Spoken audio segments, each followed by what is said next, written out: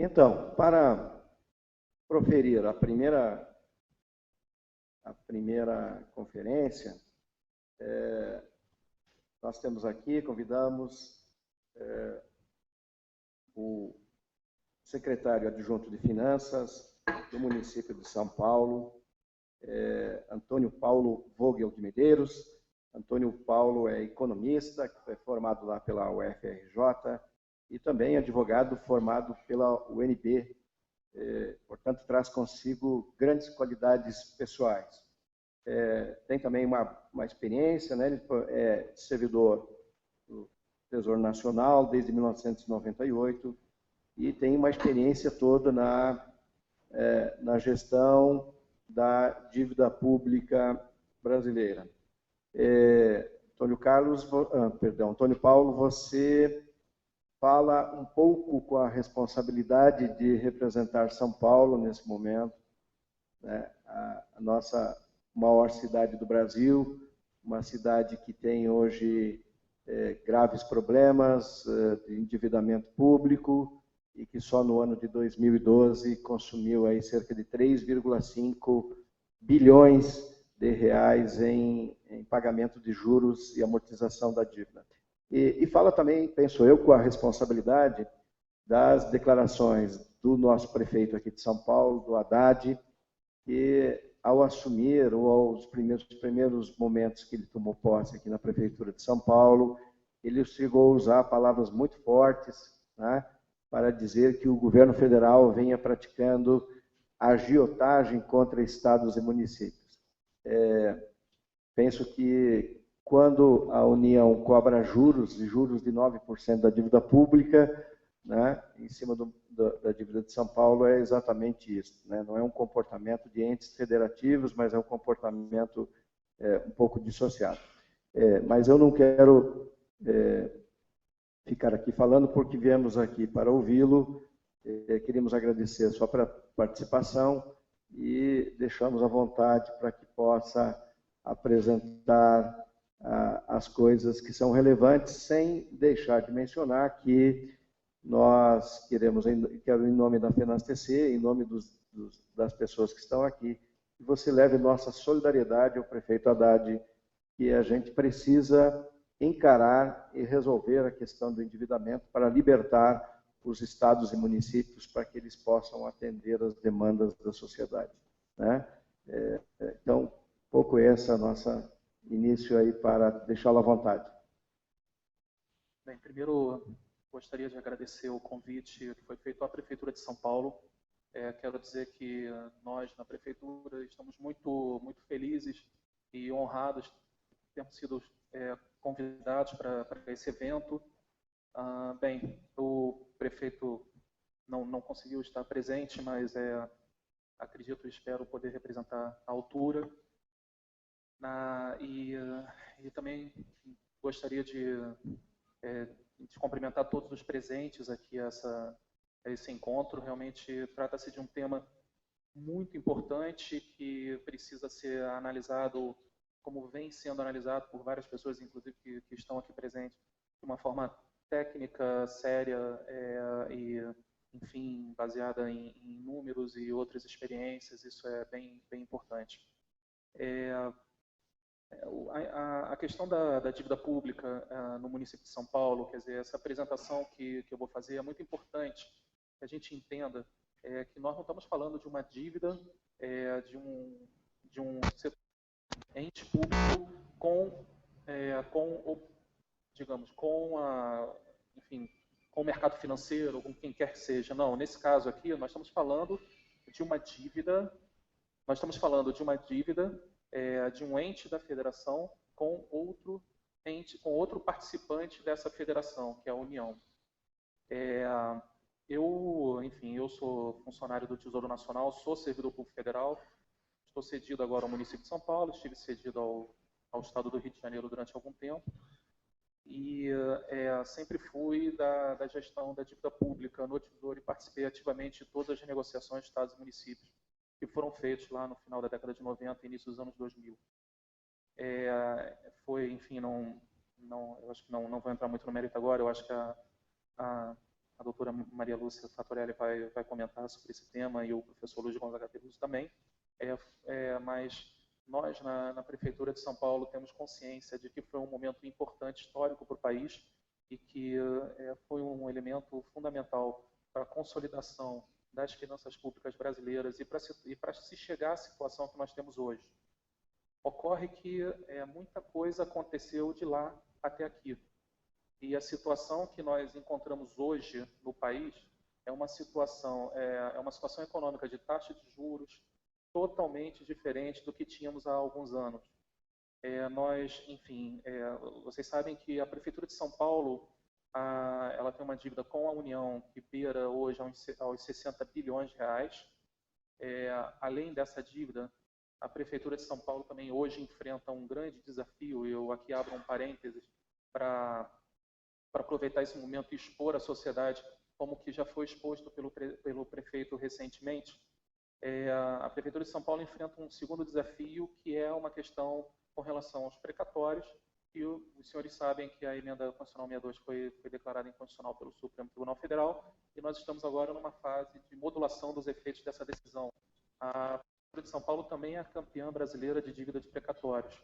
Nós temos a maior dívida de precatórios do país, hoje algo em torno de 17, 18 bilhões de reais, e que esse quadro pode mudar ou piorar completamente a depender da forma de modulação. Esse trabalho está sendo feito, o prefeito e seus assessores, nós todos, estamos trabalhando ativamente junto ao Supremo Tribunal Federal e outras entidades também, e o próprio governo federal, para que essa modulação ela respeite os credores, mas principalmente respeite a sociedade paulistana, que não ingesse, que não inviabilize a cidade de São Paulo de prestar serviços públicos para a razão pela qual ela existe. Então, nós temos esses dois grandes problemas no município de São Paulo. São dois grandes problemas que, enfim, nós estamos tendo o azar ou a sorte de ter que resolver exatamente nessa gestão. Fechando parênteses, voltando à questão da dívida pública, e, claro, o precatório também é uma forma de dívida pública, mas voltando à questão do contrato com a União, que chega próximo dos 60 bilhões de reais, o entendimento da Prefeitura hoje, e sendo bem técnico, o entendimento da Prefeitura hoje é que existe um desequilíbrio econômico-financeiro nesse contrato. O que a União ela paga ao mercado pelo refinanciamento de sua dívida pública é inferior ao que nós pagamos à União de encargos pela dívida que nós temos. Essa situação ela trouxe uma série de questões aqui ao município, e é com base nesse argumento que nós, no município de São Paulo, estamos trabalhando. Eu vou passar rapidamente os slides, a minha apresentação não é longa, enfim, também estou aberto a perguntas. Vocês podem fazer perguntas, talvez seja melhor ao final, né? Ao final da apresentação. Ok. Bem, pode passar o próximo slide, por favor. Não sei quem vai passar. Obrigado. Bem, está muito claro ali, não sei se dá para apagar alguma luz.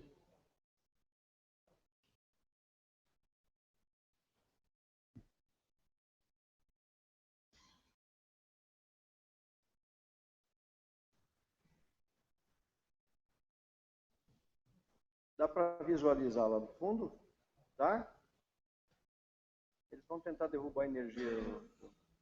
Os senhores vão perceber que essa apresentação está com os dados de abril.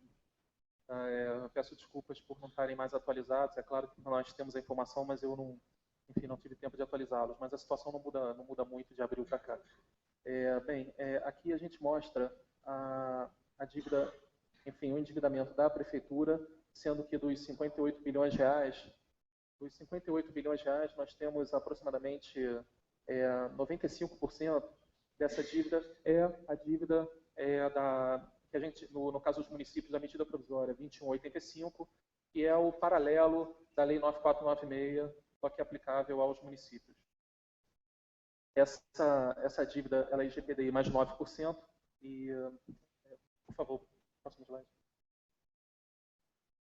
E na origem, no ano 2000, quando foi assinado o contrato de assunção e refinanciamento,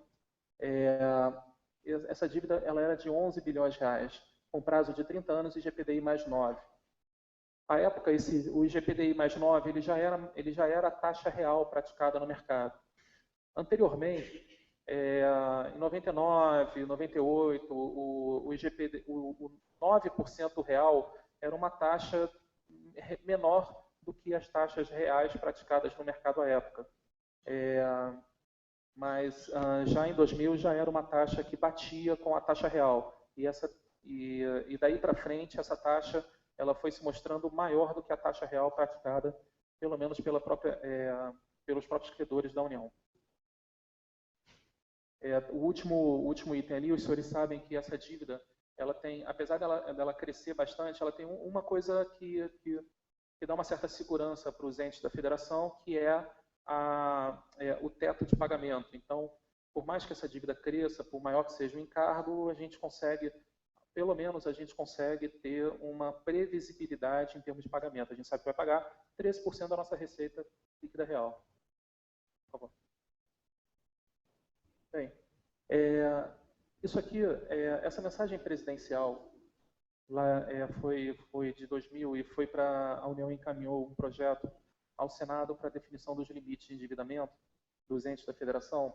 E esse slide está aí apenas para mostrar que o intuito dessa renegociação de dívidas que foi feito com os entes da federação, em momento algum, isso eu posso dar meu depoimento pessoal, em momento algum foi interesse da União ganhar spread em cima dos entes.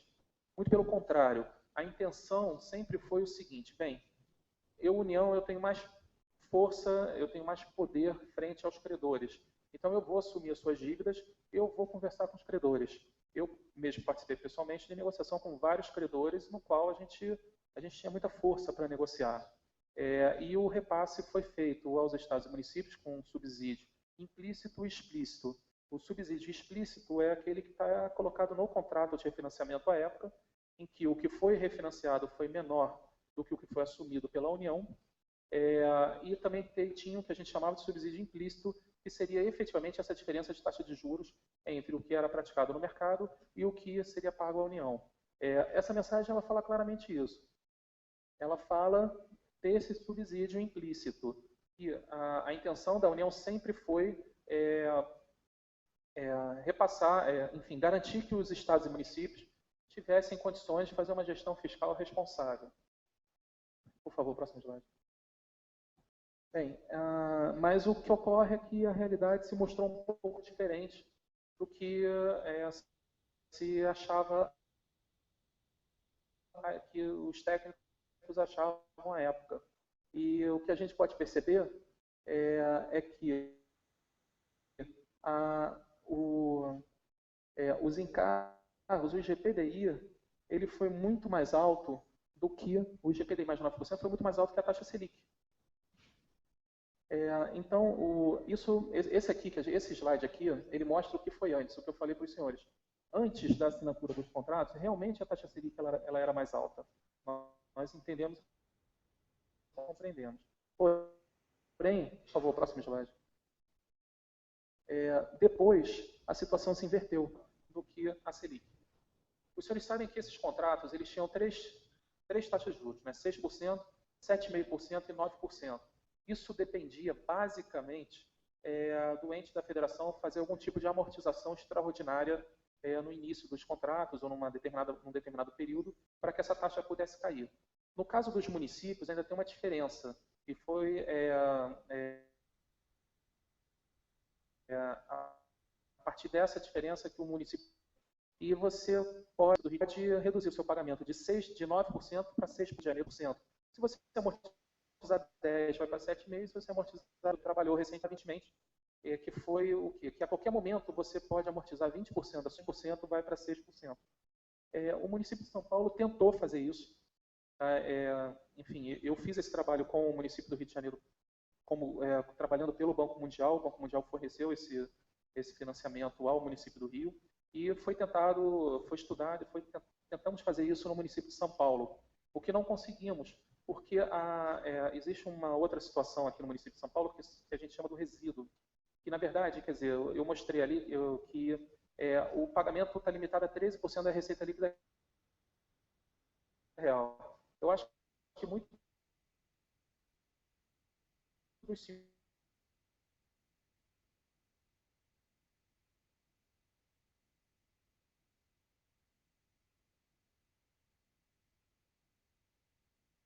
senhores aqui devem lembrar como é que era aqueles contratos de financiamento habitacional nós temos um teto de pagamento, que é o 13% da nossa receita, muito semelhante, quer dizer, mesma coisa, né?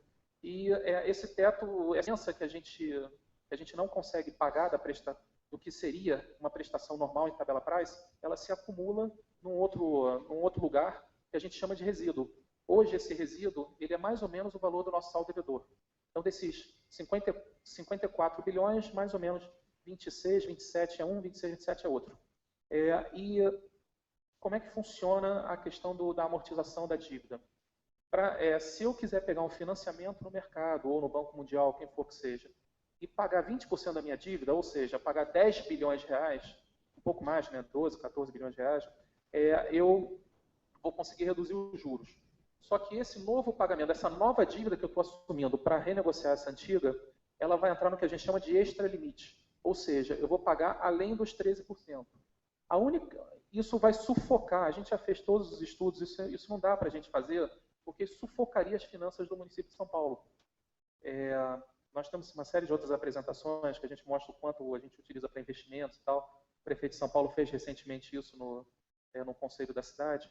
Mas, então, a gente não consegue fazer isso. Para a gente reduzir o nosso volume de pagamentos, a gente teria que quitar esse tal resíduo que eu falei. Ou seja, eu teria que pegar um financiamento de mais de 25 bilhões de reais, o que, em termos de prestação, ficaria uma coisa absurda. A gente não ia conseguir pagar. Então, dessa forma, esse desenho que foi feito no município do Rio, a gente não consegue fazer no município de São Paulo, por conta do montante. E nem 20 e poucos bilhões de reais, nem o Banco Mundial tem essa capacidade de emprestar a qualquer pessoa aqui no Brasil. É claro que ele tem esse recurso, mas ele tem limite de empréstimos para cada país, né? Bem, próximo slide, por favor.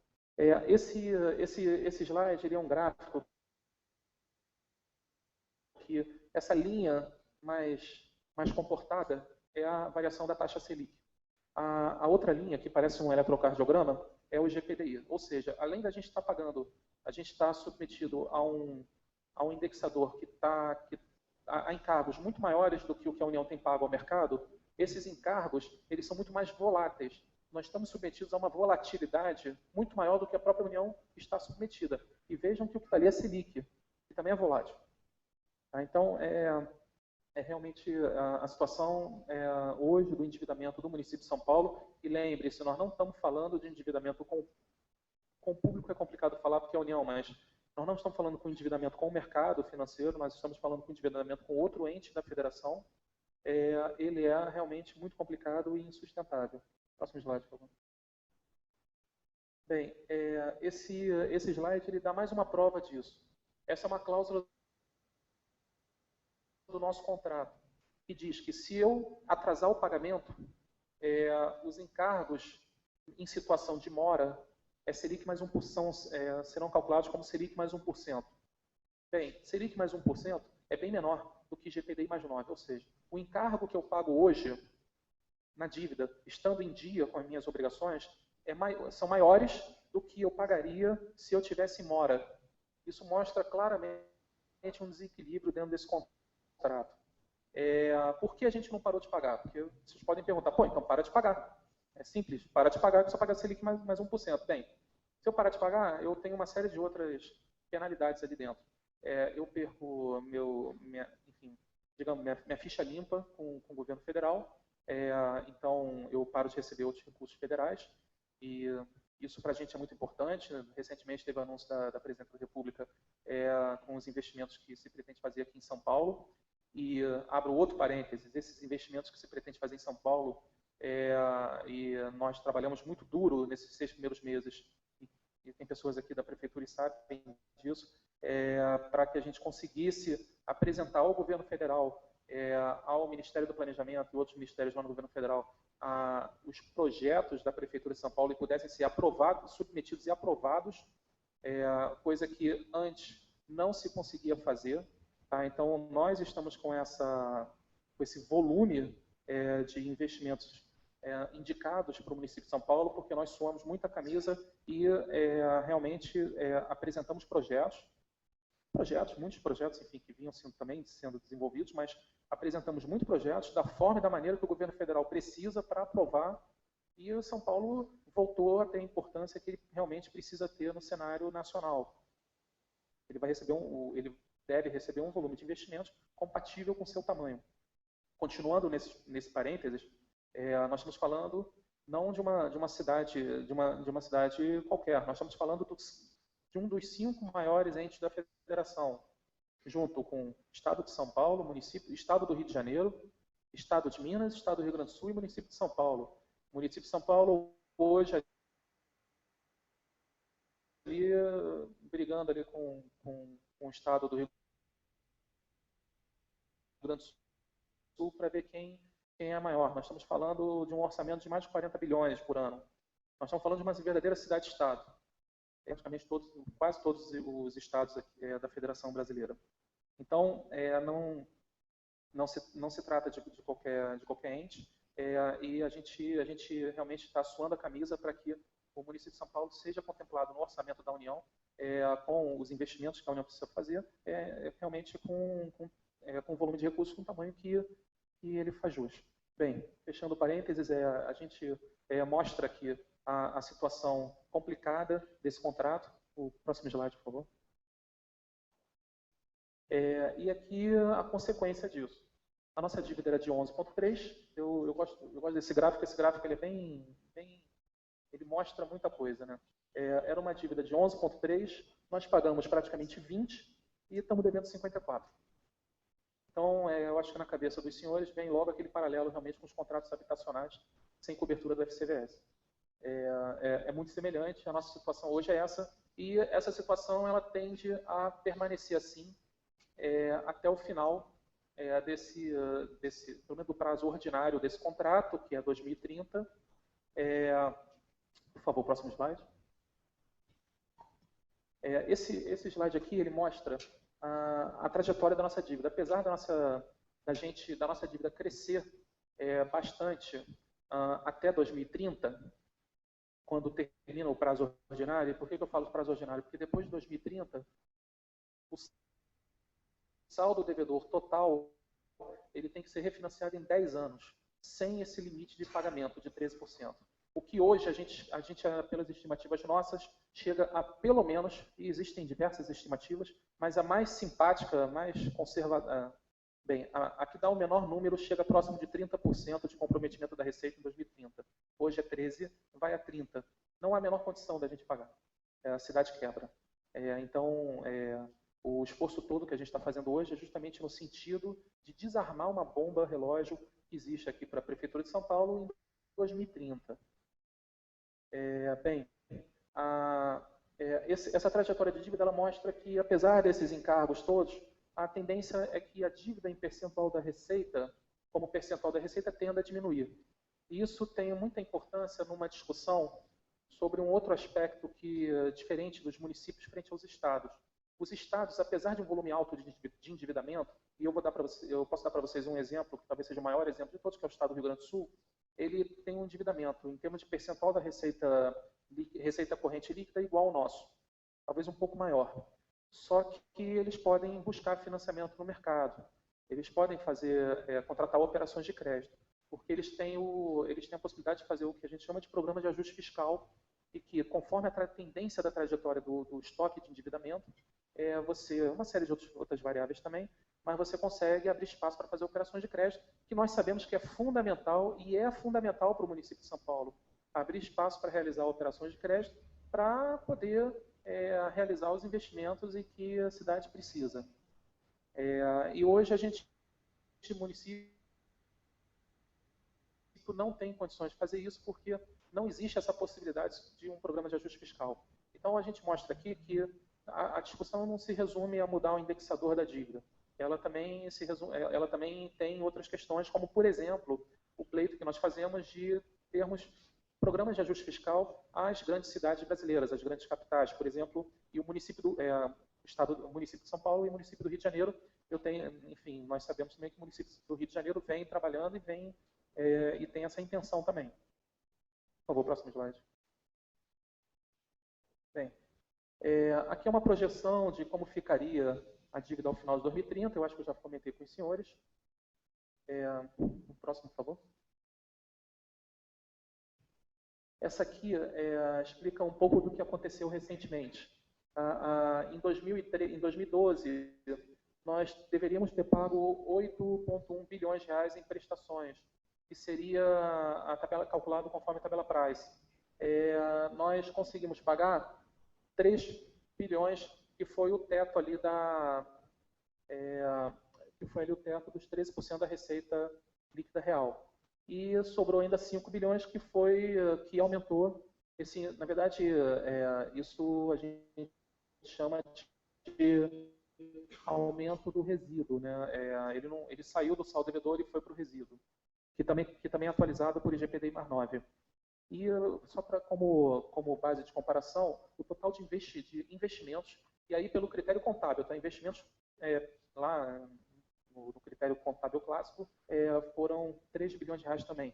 Então, o que a gente pagou de dívida foi o que a gente investiu na cidade ao longo do ano de 2012. Se a gente aumentar o volume de pagamento, a gente vai ter que reduzir o volume de investimentos. Até porque a gente sabe que existem outras contas e agora temos uma nova conta de custeio importante, que é o subsídio à tarifa dos ônibus, que, enfim, vem sendo anunciado e os senhores têm acompanhado. Bem, por favor, próximo slide. Bem, aqui é só um exemplo do que poderia ser feito. Eu acho que isso não tem, a gente precisa voltar nisso. Por favor, próximo slide. E, bem, essas são as propostas do município de São Paulo. Os senhores sabem que está sendo discutido no Congresso o projeto de lei 238, de 2013. O deputado federal Eduardo Cunha é o relator desse projeto. E a discussão hoje ela está muito focada, né, está muito focada nesse projeto de lei. Aquele projeto de lei não é exatamente a proposta da Prefeitura de São Paulo, não é isso. Aquele projeto de lei é a proposta do deputado federal Eduardo Cunha, em que ele está discutindo e debatendo com vários entes da federação. Não vem ao caso se a gente concorda com tudo ou não. O que nós, no município de São Paulo, precisamos? Tá? E o que a gente está pleiteando? Nós estamos pleiteando a substituição do indexador por IPCA mais 4%, ou Selic. Ou seja, a gente quer pagar como teto a variação da taxa Selic. A gente não quer pagar mais do que os custos médios dos títulos das negociações em mercado secundário dos títulos públicos federais. Isso é Selic.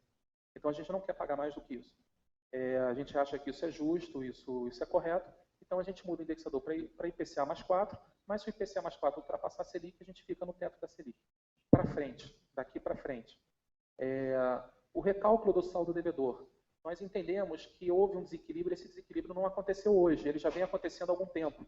Então, nós entendemos que a gente tem que reajustar o saldo devedor da dívida de São Paulo frente a esse desequilíbrio. Por isso que a gente pleiteia o recálculo do saldo devedor. E também estamos pleiteando um programa de ajuste fiscal para que abra espaço de financiamento para o município de São Paulo. O programa de ajuste fiscal, ele não é uma concessão, uma simples concessão do governo federal, não é bem assim. O programa de ajuste fiscal, ele também amarra o ente da federação que assina esse acordo. A gente tem uma série de metas para cumprir dentro desse acordo, a gente tem também um limite para o quanto a gente pode pegar de operação de crédito, e a gente tem que prever essas operações de crédito junto com o Tesouro Nacional. Qualquer operação de crédito que não esteja lá prevista e a gente queira fazer, a gente antes tem que renegociar com o Tesouro Nacional. Isso gera uma série de compromissos do município de São Paulo com o governo federal. Por outro lado, gera uma vantagem para quem assina esse contrato, que abre mais espaço para realizar operações de crédito. E esse controle do Tesouro Nacional, pelo menos para essa atual gestão da Prefeitura de São Paulo, nós entendemos ser muito bom. A gente entende que quanto mais controle, eu acho que eu estou aqui no fórum correto para falar isso, quanto mais controle tivermos, quanto mais pessoas olhando e nos ajudando a fazer um bom trabalho, melhor e mais transparente vai ser. Então a gente acha importante sim que haja esse tipo de controle. Próximo slide, por favor. Eu teria aqui uma série de anexos, mas enfim, acho que a gente não precisa, pelo menos nesse momento, apresentar. Mas a questão, ela não é uma questão... a gente aqui não está discutindo nada com viés político, absolutamente nada, ou ideológico, não. A gente aqui está tratando de uma questão de reequilíbrio contratual entre dois entes da federação. Nós entendemos perfeitamente dos problemas em que o governo federal possa ter nessa renegociação. Entendemos os limites que o governo federal tem para realizar esse ajuste. Mas a gente precisa trabalhar e a prefeitura precisa insistir nesses temas. Essas são as minhas palavras. Eu gostaria de agradecer o convite mais uma vez.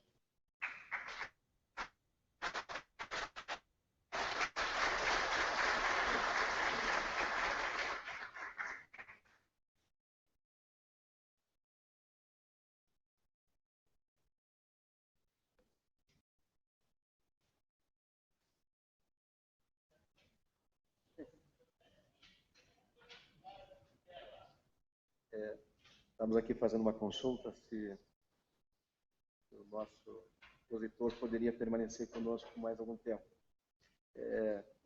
Considerando que ele precisa sair, nós vamos ver se tem perguntas do plenário. Marcos Alcer, vai lá. Temos um microfone para botar no plenário? Tem? Okay. É porque a gente está gravando e é importante que as pessoas falem, se identifiquem. Parabéns pela participação, obrigado pela presença. O governo municipal, eu não sei se foi o prefeito, sugeriu, com relação aos precatórios, o pagamento, na hora da modulação, sugeriu ao Supremo, o pagamento em 5 anos, né, na base de 2%, e no final, no 6º ano, o pagamento total. Foi a prefeitura que fez Não. Definitivamente, essa não é a proposta da Prefeitura de São Paulo. Existe essa proposta? Bem, eu não sei se existe, mas ela não é da Prefeitura. Não há a menor condição da Prefeitura trabalhar com esses casos. A gente não tem a menor condição de trabalhar nesses casos. Informada na última reunião do Conselho da Cidade, limitar um teto de 3% da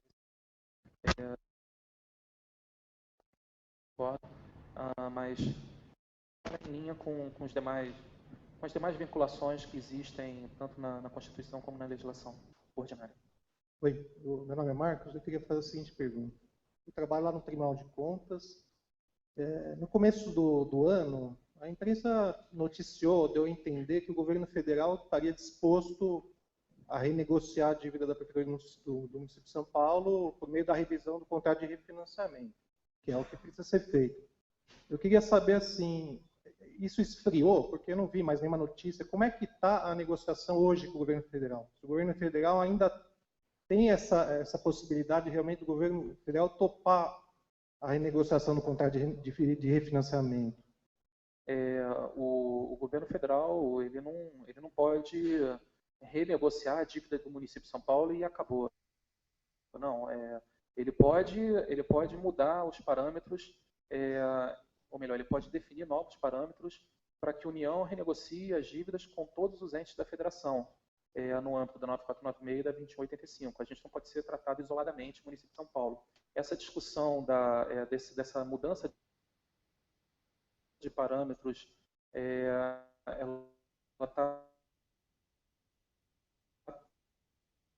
ela está realmente eu acho que não tem outra palavra para falar, mas pegando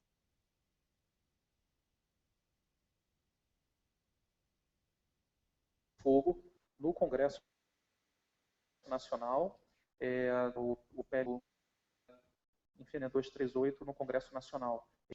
todas essas questões do programa de ajuste fiscal, do IPCA+4 e de uma renegociação do saldo devedor, e temos conhecimento de que esse projeto de lei vai andar, não sei se vai andar com esse substitutivo, mas ele vai andar de alguma maneira. O fato é que a discussão está muito acalorada, sim. O prefeito, ele tem... nós temos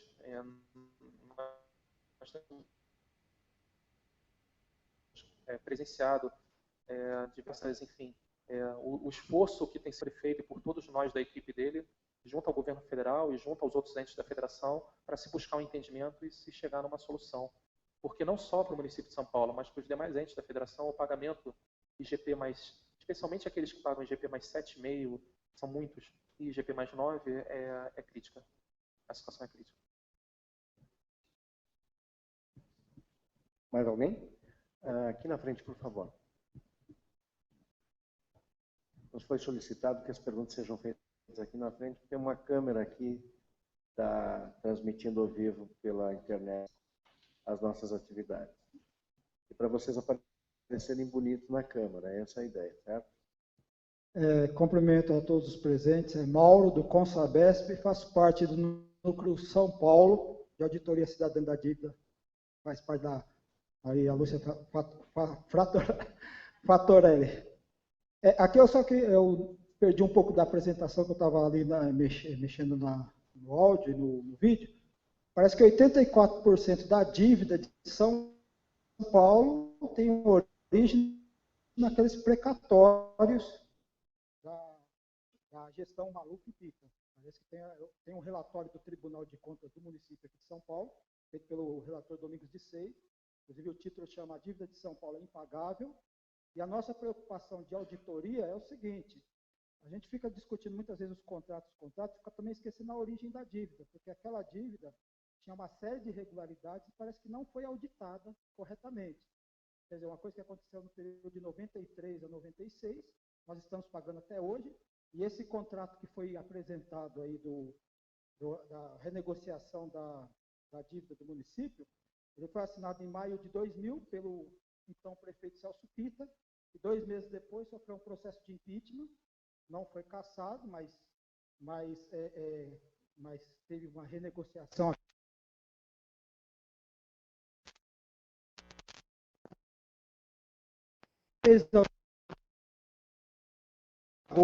Não conseguiu, por motivo de amortizar. Essa amortização, importante, é o seguinte: essa amortização é uma forma dos organismos internacionais em consolidar uma dívida com patrimônio.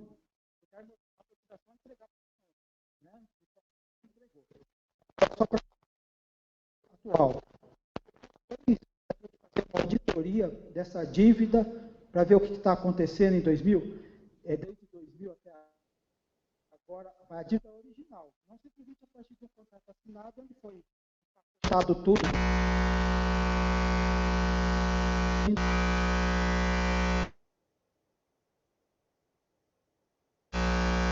Nós temos,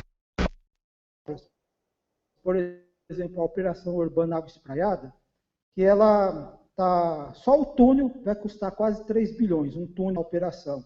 E o detalhe foi isso: o Tribunal de Contas do município fez uma avaliação do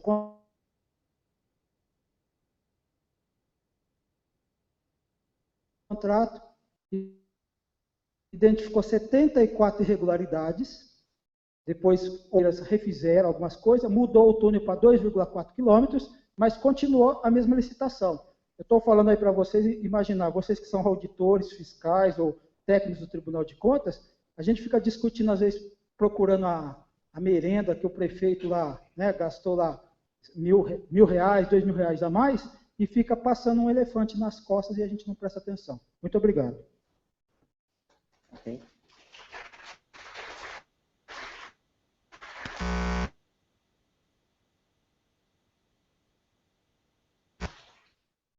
Bem, primeiro com relação à assunção das dívidas a assunção e refinanciamento das dívidas do município de São Paulo,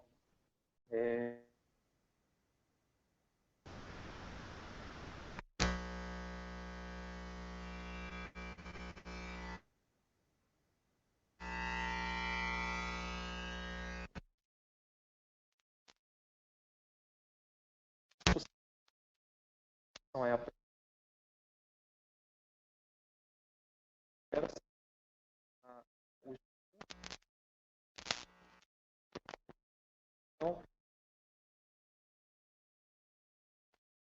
a União não assumiu o precatório, a União assumiu títulos públicos, a dívida mobiliária do município de São Paulo e a dívida contratual do município de São Paulo. Não assumiu precatórios. Esse valor ele foi incorporado só ao devedor e faz parte do que hoje nós pagamos. O contrato com a União não tem conhecimento de qualquer irregularidade. E com relação ao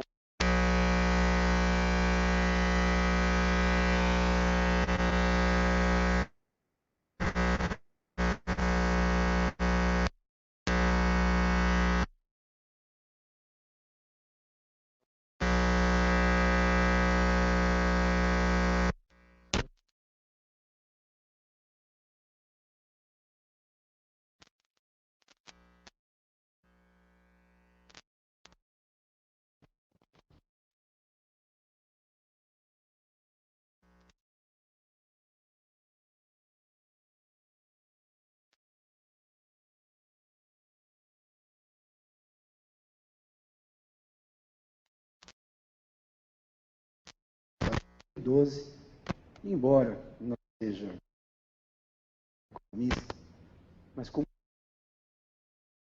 participativa é que a gente vem tentando se apropriar. E nos outros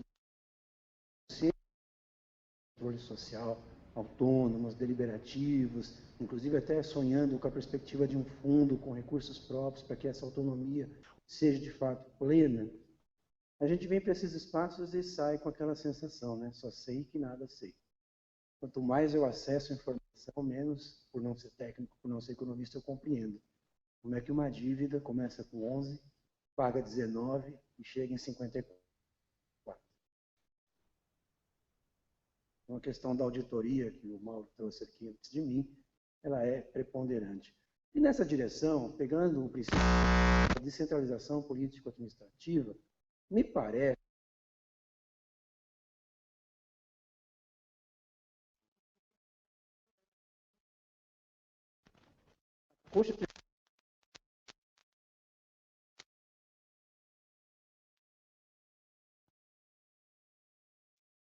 de para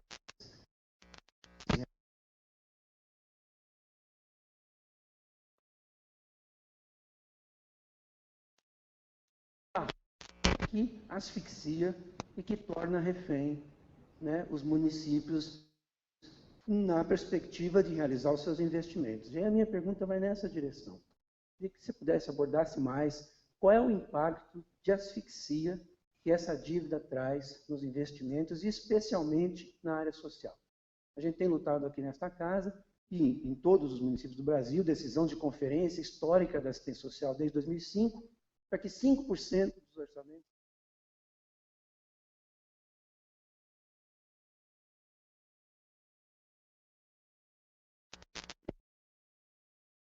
outras áreas. Quem está na assistência social hoje, como direito do cidadão, é porque não foi atendido pelo conjunto das diversas políticas públicas. Então, daí, né, a nossa indagação, considerando que vários conselhos, como de assistência social, que adolescente e saúde, têm papel deliberativo, assistência social, inclusive com relação ao orçamento, e como é que a gente consegue, né, desasfixiar um pouco esse estrangulamento. Obrigado.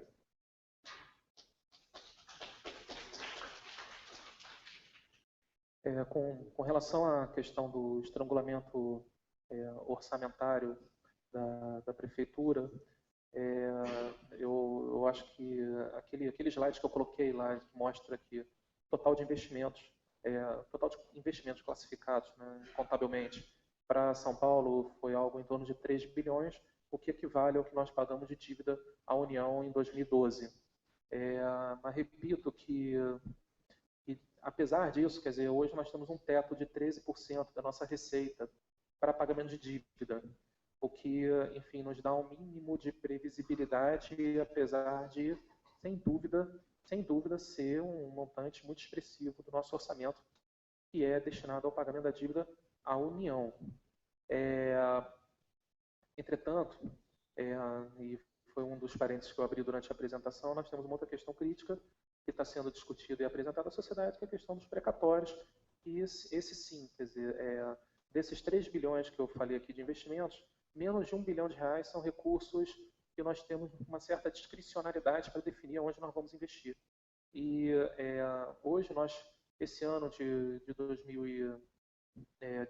2013, a gente deve pagar mais de R$1 bilhão só de precatórios, e dependendo de como for feita a modulação desses efeitos, isso também pode paralisar a prefeitura. E aí não há o que fazer. Quer dizer, determinação cumpra-se agora. Cumpra-se até onde a gente consegue. Não há o que fazer. Vamos ter que cortar de algum lugar. Mais alguém? Eurico?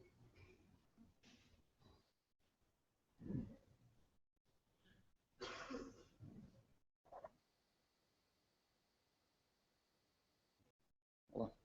Bom dia, sou presidente do Sindicato dos Profissionais de Controle Externo do Tribunal de Contas do Estado de Rondônia. Bom, dado esse alto grau de dívida e endividamento que foi apresentado, algo que nosso Estado nós não convive muito com essa dívida e endividamento em função tanto da capital quanto dos municípios. Sabemos também que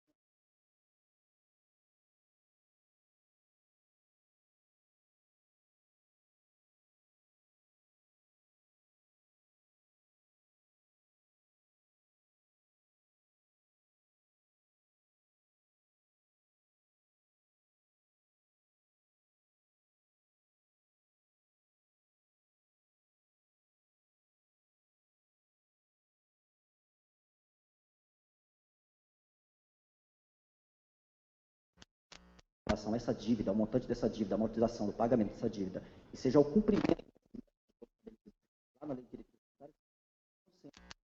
cumprido o comportamento disso em relação ao superávit ou déficit de resultado nominal e primário para acompanhamento e controle dessa dívida. Bem, com relação ao Tribunal de Contas do município de São Paulo, eu falo novamente, eu acho que até pelo meu sotaque dá para perceber, eu não sou paulistano, mas então eu estou convivendo com o Tribunal de Contas há 8 meses, desde janeiro, e estou muito feliz e muito satisfeito com a atuação do Tribunal de Contas. Eles realmente têm demonstrado e têm realizado uma série de trabalhos e ações mostrando a preocupação deles também e com esse tema do endividamento do município de São Paulo, e fazendo o que eles têm que fazer mesmo, que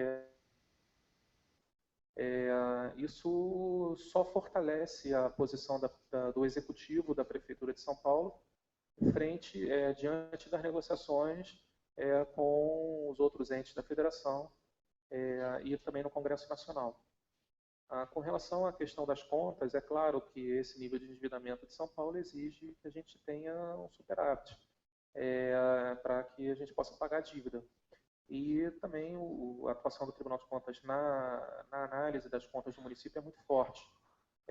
Tem lá, ali no Tesouro Municipal, tem 2 pessoas, eu não me recordo exatamente do nome, uma é a auditora, eu acho que é a Ruth, e o outro é um outro senhor que eu não me recordo o nome, mas que estão praticamente todo dia lá, trabalhando e olhando as nossas contas. Então, assim, só ali na tesouraria, para começar. Então, assim, tem uma série de outras pessoas que também trabalham o tempo inteiro em cima conosco. Então, acho que, com relação à atuação do Tribunal de Contas do município de São Paulo, acho impecável. Tá. Vamos ter mais uma pergunta do colega, depois da Maria Lúcia, e aí a gente encerra, porque senão nós vamos avançar muito no nosso tempo.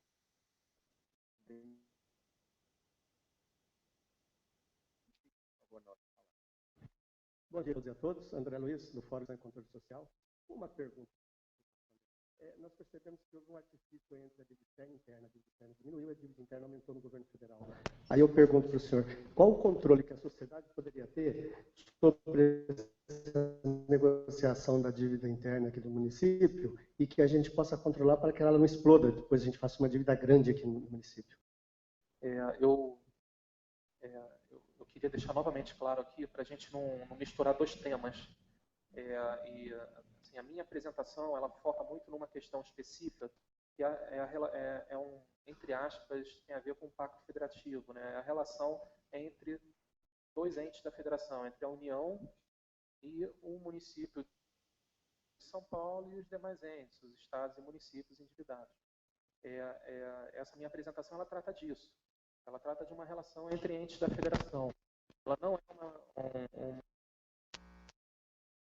conclusão, ou pelo menos eu posso não estar alcançando, mas qualquer conclusão no sentido referente à dívida da União com o público.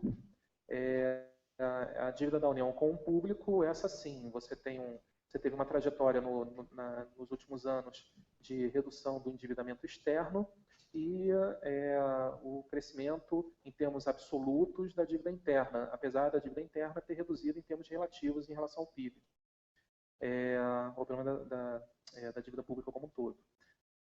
Eu gostaria de deixar bem claro isso. A gente aqui está comentando de uma relação entre entes da federação e entendemos que essa relação está hoje desequilibrada, sob o ponto de vista de um contrato que nós pagamos encargos muito superiores aos quais achamos que deveríamos pagar. Ok? É isso. Vamos ver, temos mais 2 inscritos.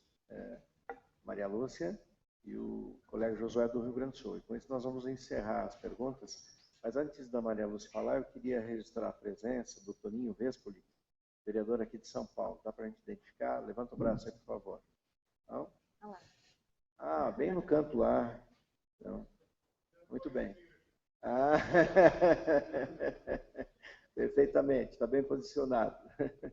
Seja bem-vindo. Bom, eu vou falar em seguida. É uma pena que o senhor não possa esperar para a gente fazer um debate mais extenso, né, a partir de toda a minha apresentação. Mas já que o senhor tem que sair, eu não posso deixar de fazer uma colocação, ao mesmo tempo uma pergunta e um apelo que o senhor leve ao prefeito. Foi comentado aqui a origem, não é, da dívida refinanciada pela União. Ela era, em quase sua totalidade, uma dívida decorrente de títulos emitidos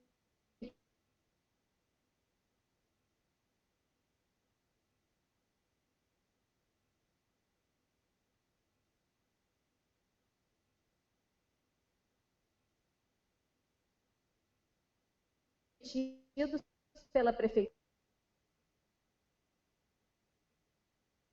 de São Paulo, sob a justificativa de pagamento obrigatórios e um tema que eu não vou me... é um poder judiciário.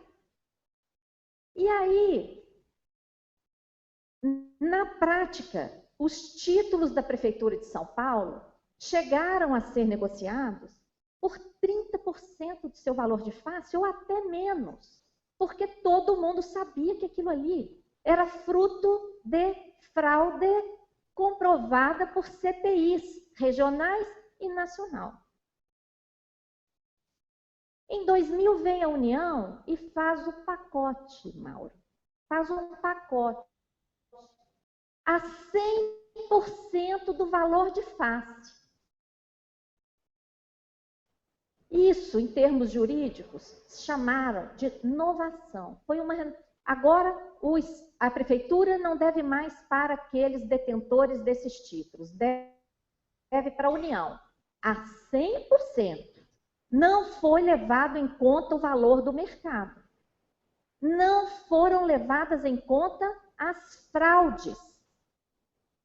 Essa novação é nula. Porque um dos pressupostos para uma novação é que a operação anterior seja válida. Quem é aqui da área jurídica sabe muito bem disso. Um dos pressupostos para uma novação, então nós já estamos partindo de uma origem nula. Em cima dessa nulidade, juros nominais compostos por IGPDI mais 9, porque não podemos falar de juro de 9. Os juros nominais, a atualização faz parte do juro nominal. Isso aí é um erro conceitual que a gente usa no Brasil e que alivia a conta dos juros. Nós temos que parar com isso. Juro nominal, em termos contábeis, pega a atualização mais o juro. Então, nós temos um juro nominal cobrado pela União, que pega o IGPDI mais 9. Isso beira a usura. Ou ultrapassa a usura.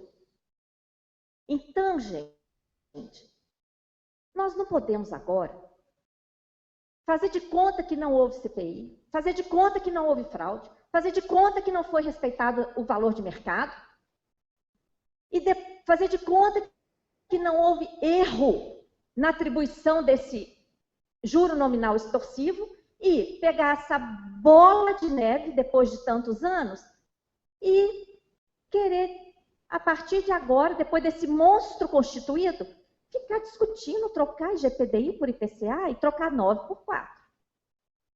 Eu acho que isso é um desrespeito à população da prefeitura, do município de São Paulo, do estado de São Paulo, de todos os estados da federação, que todo mundo está no mesmo barco. Porque este esquema, que tem uma origem fraudulenta, ele tem que ser revisto desde a sua origem. Nós não podemos seguir empacotando e penalizando a sociedade brasileira, que mora nos países mais ricos do mundo e também mais injusto e desigual. Né? Onde é que nós vamos chegar? Ainda por cima, trocando um pedaço dessa bola de neve por dívida com o Banco Mundial? No momento em que a gente sabe que o dólar está explodindo? Leve esse recado para o prefeito, por favor. Obrigada.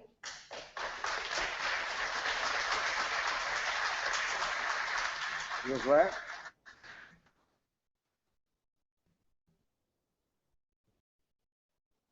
Bom dia, meu nome é Josué Martins, eu sou diretor técnico do Centro de Auditores do Tribunal de Contas do Rio Grande do Sul. Nós participamos lá no Rio Grande do Sul também do Núcleo da Auditoria Cidadã, que a Maria Lúcia coordena nacionalmente, e integramos um movimento estadual que tem discutido o problema da dívida do Estado em relação à situação financeira que se encontra no nosso Estado. Como nos disse o palestrante, é realmente a pior situação da nação. Né? Na relação muito usada aí pela STN, da dívida consolidada líquida em relação à receita corrente líquida, o nosso Estado paga 2,17. É o maior comprometimento. Né? Para os senhores terem uma ideia, nós, no conceito de investimento puro, né, que é aquilo que cria capacidade produtiva nova na economia, o Estado investiu algo como 700 milhões no ano passado, e só da dívida com a União, pagamos 2,6 bilhões de reais. Né? É uma situação insustentável. O governo do Estado não vem conseguindo cumprir com os índices constitucionais de saúde e educação. Né? A situação tende a se agravar. O governo do Estado optou por buscar novos empréstimos, né? Ampliou a margem de endividamento, com negociações feitas com o governo federal, através dos pactos, né? E o nosso comprometimento em termos de dívida só aumenta. Né? Então, o que aponta para o futuro é uma situação muito complicada. Por outro lado, que nós temos percebido muito na discussão travada pelos técnicos dos tesouros, respectivos tesouros estaduais, e pelo que o nosso palestrante nos colocou, é que há um viés muito tecnicista do ponto de vista do mercado financeiro na negociação. Né? E o movimento que nós temos encaminhado, sendo técnicos dos tribunais de contas, vem num sentido contrário a isso. Né? Recentemente, dia 15 de maio passado, nós promovemos um grande ato em Brasília, capitaneado pela OAB Nacional. Tiveram representantes de vários locais do país. E, nesse ato, nós tiramos algumas diretrizes para encaminhar a questão da dívida. Né? e que vai exatamente no sentido oposto ao que vem sendo encaminhado pelos técnicos dos respectivos tesouros. Né? Nós temos dito, olha, numa relação entre entes federados, não cabe a cobrança de juros. Juro é típica relação de mercado financeiro. Nós não podemos nos tratar como se fôssemos meros emprestadores e tomadores de recursos no mercado financeiro. Não é assim que funciona. Não é assim que funciona a relação do BNDES com as empresas privadas. Né? Não é assim que funciona a relação do governo federal com a dívida agrícola. Né? Então, a questão posta do jeito que está é crítica. Os estados e municípios não chegaram a essa situação por uma mera decisão de política econômica sua. Foi a política econômica da União, lá nos anos 90, né, com altíssimas taxas de juros, movidos com... premidos também por uma relação que tinham com a FMI, que nos levaram a ter o grau de endividamento que temos. Portanto, isso tem que ser tratado de uma forma diferente. Tem questão técnica, tem desequilíbrio, tem anatocismo, tem uma série de coisas, tem essas denúncias graves que a Maria Lúcia nos coloca aqui, que depois vai aprofundar mais adiante, mas tem uma necessidade de ter uma relação diferente aqui. Né? E é uma relação política mesmo. O governo de São Paulo, do município de São Paulo, teve um papel fundamental na reabertura da negociação, quando vem para a imprensa o seu prefeito e diz, olha, isso aqui é agiotagem. E é isso mesmo, é agiotagem. Né? E precisa ser tratado de uma forma diferente. Então, esse movimento que fizemos em Brasília aponta que precisa ser refeito o contrato, o recálculo, né? O índice a ser adotado deve ser o IPCA, né? O não cobrança de juros desde o início do contrato, eu preciso refazer desde o início pelo IPCA sem cobrar juros, e um comprometimento máximo de 6% das receitas correntes líquidas. É isso, para viabilizar as administrações públicas desse país, dos entes subnacionais. E recompor uma relação federativa digna. Né? Digna de se chamar uma relação federativa, na verdade. Então, na verdade, mais um depoimento e agradecer aquele movimento inicial do município de São Paulo. Né? Acho que é preciso transmitir ao prefeito esse nosso reconhecimento e solicitar que se aprofunde a discussão política do Pacto Federativo, da relação federativa entre os entes da federação. Muito obrigado. Muito bem. Então, vamos pedir ao Paulo que faça considerações finais aí. Fique à vontade. Bem, transmitirei ao prefeito as mensagens que foram aqui colocadas. E gostaria de deixar claro que nós e reforçar que esta é a proposta da Prefeitura de São Paulo e é a proposta que nós iremos defender. Temos razões técnicas para isso e acreditamos ser a proposta mais razoável para todos os envolvidos nessa situação. E, enfim, me coloco à disposição para qualquer conversa, para qualquer dúvida que amanhã queiram tirar comigo. O meu e-mail eu vou deixar com os senhores e caso alguém queira, podem entrar em contato. Mais uma vez eu agradeço o convite e repito, quer dizer, é sempre importante ir para a Prefeitura de São Paulo e vir a público e colocar nossas posições em relação a dois temas que se juntam no tema do endividamento, que são questões cruciais para o futuro da cidade. Obrigado. Então, nossos agradecimentos ao Antônio Paulo e esperamos continuar essa conversa com o município de São Paulo. Muito obrigado.